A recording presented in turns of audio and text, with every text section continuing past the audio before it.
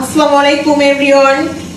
দুপুরে রান্না করতেছি রাত্রে আজকে আমি কালকে দুপুরের জন্য রান্না করব হচ্ছে এখানে পাতাকপি ফুলকপি ভাজি, আপনার ফুলকপি আলু দিয়ে। তো আমি এখানে প্রথমে একটু পাঁচ ফোড়ন দিয়ে দিচ্ছি। আমি ভাজিটা একটু পাঁচ ফোড়ন দিয়ে করবো, মাঝে মধ্যে এরকম পাঁচ ফোড়ন দিয়ে ভাজি খেতে ভালোই লাগে সবজি আর কি। তো এখানে পাঁচ ফোড়ন দেওয়ার পর আমি একটু পেঁয়াজ দিয়ে দিলাম, একটা কাঁচা মরিচ দিয়ে দিচ্ছি। এখানে পাঁচ ফোড়ন, পেঁয়াজ আর কাঁচা মরিচটা ভেজে নিলাম। তো আমি এখন এখানে যে কেটে রাখা ফুলকপিগুলো আমি এখন ছোট ছোট করে কেটে নিয়েছি, আর সাথে আলু আছে কুচি কুচি করে, মানে গুটি গুটি করে 10 টাকা আর কি। তো এইভাবে আজকে ফুলকপিটা ভাজি করবো। তো আমি এখানে দিয়ে দিচ্ছি একটু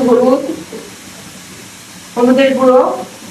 এটা সামান্য একটু হলুদের গুঁড়ো আর লবণ দিয়েই ভাজিটা হয়ে যাবে, বেশি কিছু দেবো না। আর ভাজি তো কেমন একটা কিছু দিতে হয় না, লবণ আর হলুদ দিলেই ভাজিটা হয়ে যায়।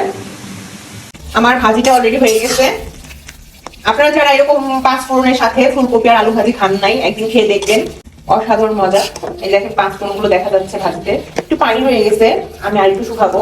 এখানে আমি আজকে তরকারিটা কষায় রান্না করবো। এখানে তেলটা দিয়ে দিচ্ছি, তেলটা গরম হয়ে আসছে, পেঁয়াজ গুলো দিয়ে দিব। বল মাছ দিয়ে শালগমের তরকারি রান্না করবো আজকে। আপনারা কে কে শালগম পছন্দ করেন জানাবেন। পেঁয়াজটা লাল হয়ে আসলে আমি সবসময় মতো দিয়ে দিব।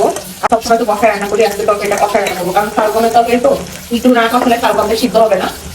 তো এখানে পেঁয়াজটা লাল হয়ে আসছে, আমি দিয়ে দিব একটু হলুদের গুঁড়ো, একে একে মশলাগুলো দিয়ে দিব।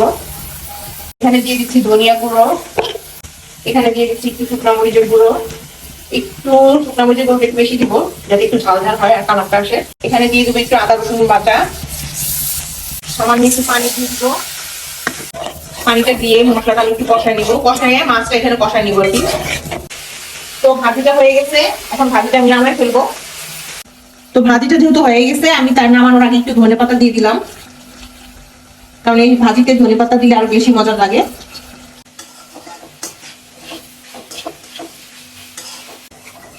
এখানে আমার তরকারি মশলাটা কষানো হয়ে গেছে, আমি এখন বড় মাছটা দিয়ে দিচ্ছি। মাছটা আমার কষানো হয়ে গেছে, আমি এখন উঠাই নিব। এই শীতে শালগমের তরকারিটা আসলে অনেক মজার, আমার হাজবেন্ড অনেক পছন্দ করে শালগমের তরকারিটা। এর মধ্যে আমি এই যে শালগমটা ধুয়ে রাখছি এরকম পিস পিস করে কেটে, আর এখানে কাঁচা মরিচও দেওয়া আছে। তো শালগমটা বেশ কিছুক্ষণ আমি কষাবো দেওয়ার পর, কারণ শালগমটা একটু সিদ্ধ হতে সময় নেয়।